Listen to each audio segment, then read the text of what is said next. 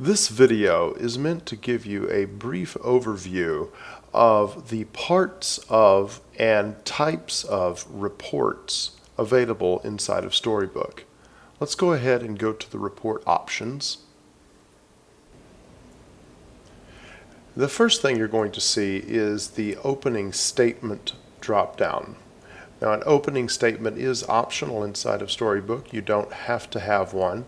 StoryBook ships with the Florida fraud statement already in place just to serve as an example of what an opening statement might look like. The Select Company drop-down is in case you're doing work for several different companies. You can easily select which company you're going to print the report for. The Select Pictures per page, you can select 1, 2, or 3 photos per page.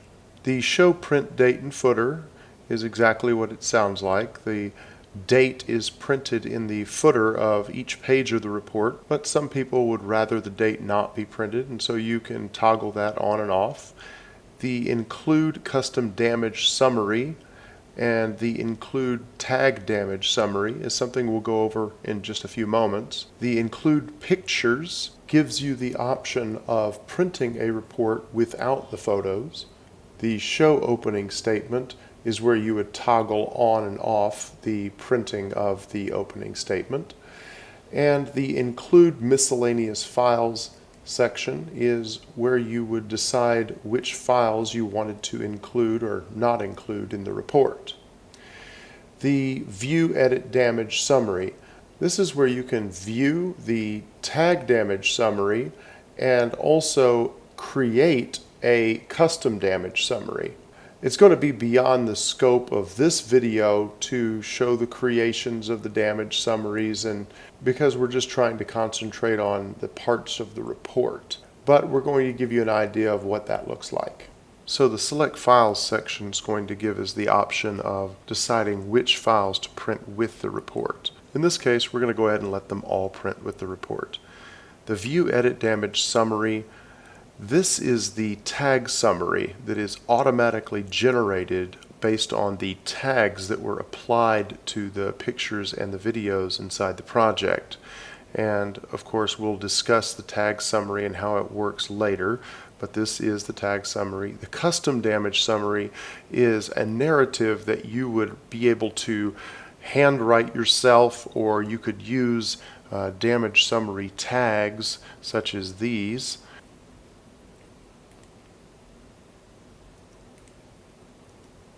You could quickly enter in different damage arguments to be made. And we'll discuss it in a few moments when we get into the report, but the custom damage summary is always going to print first, and then the tag damage summary if you have it selected to print. So let's go ahead and generate a report. And this process can take a few minutes if you have a large report with hundreds of photos and videos. Here the reports have been successfully generated, and you can see here it says click here to download the PDF report, or click here to go to the web report, or you can share this link, and this link will allow you to send a copy of the PDF report to someone without having to attach a large PDF in an email. Unfortunately, when you attach large PDFs to email, many times the email never arrives at the recipient's inbox because it was just too big. And so if you're emailing a large report, it would behoove you to go ahead and use this link here. So let's copy this link and let's go ahead and paste it into another browser window. And you can see here at the bottom of the browser window that the PDF has downloaded. And so then you can just click on the PDF document here, and it's going to pull up a PDF copy of the report. It is worth noting that the PDF copy can look differently depending on how you're viewing it.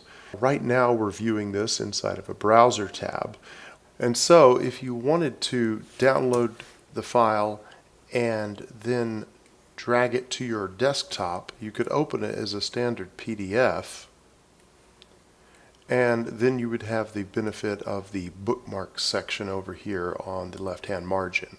And what that does for you is it kind of gives you sort of a table of contents of the file and allows you to just skip to different parts of the PDF very quickly, and that can be very helpful if you're having to go through a large PDF file, but it's only available when you're opening it inside of Adobe Reader or Adobe Acrobat instead of using the browser to open the file as we're doing right here. So let's go ahead and take a look at the parts of the report. This is the logo for our header. Here is the information for our header. This obviously can be changed fairly easily. This is the client's name. This is there again the project name, which in this case is also the client name, the client's address, and then these items here, the claim number, policy number, and client ID number, are all optional. If you do not put a claim number or policy number or client ID, then it will not appear here at all. Even the words client ID, policy number, or claim number would not be printed. Let's go ahead and go to the second page, which is going to always be the table of contents. And so that's just going to tell you, basically what page each one of the rooms starts on.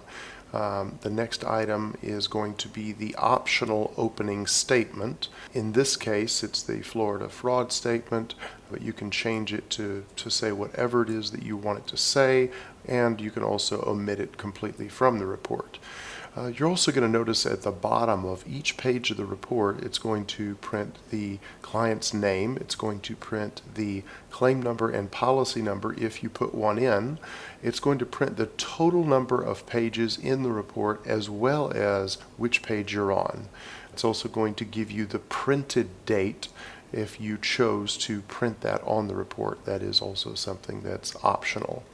Let's go ahead and go down here to the miscellaneous files section. These are the files that we actually imported into our project, and they print here on the miscellaneous files section so that your report viewers can either view the files or click and download them. And you can put just about anything you want inside this miscellaneous files section. It's a great place to put the insurance policies, timelines of events, engineering reports, roof diagrams, estimates, etc. Let's go ahead and go down here to the damage summary. This first portion here is going to be the custom damage summary, and the second portion is going to be the tag damage summary. And we'll discuss more about what the damage summaries are and how they're created in another video.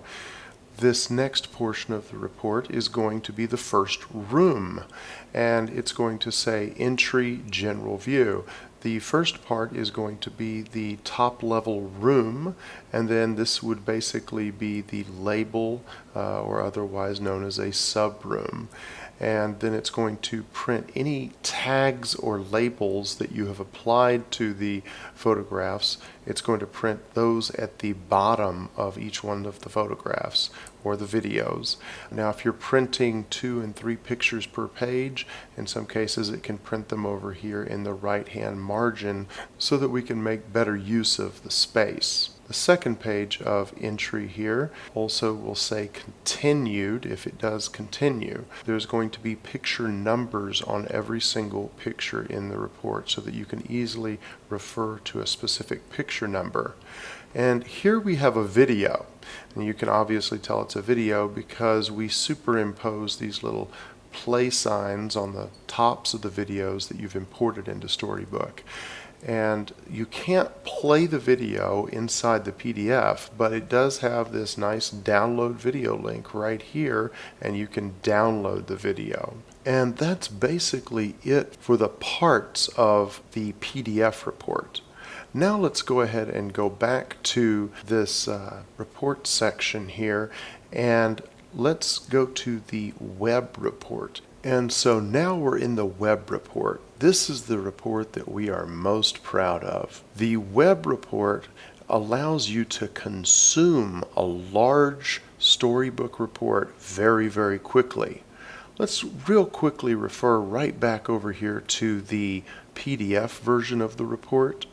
And on a PDF report, they're very linear. You have to start on the first page and you have to scroll through the entire report, and You have to go through each page to see what it is that you might be interested in.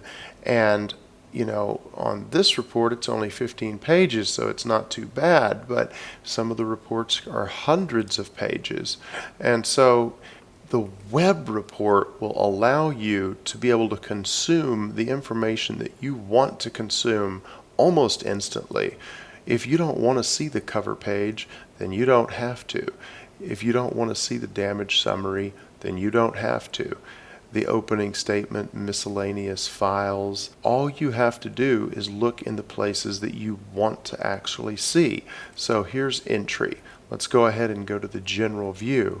If you're not interested in any of the photos there, then you can immediately figure out which section of the entry that you are interested in seeing, or which section of the hallway, and click on only those photos. Let's go ahead and click on miscellaneous here, and then we can double click on the image, and it's going to open that image and allow us to quickly scroll through each of these images inside of that room. At the bottom of these images, it's going to give us any tags that were applied to that image to describe them. Also, when you're clicking on the images here, you can look over on the far right hand side and you're going to see those tags that you've applied, and any labels that are applied will be above the entire room right here. Also, on the cover page of the report, you can see that there is a download media link here. This is going to give you the option of downloading the actual files that make up the report.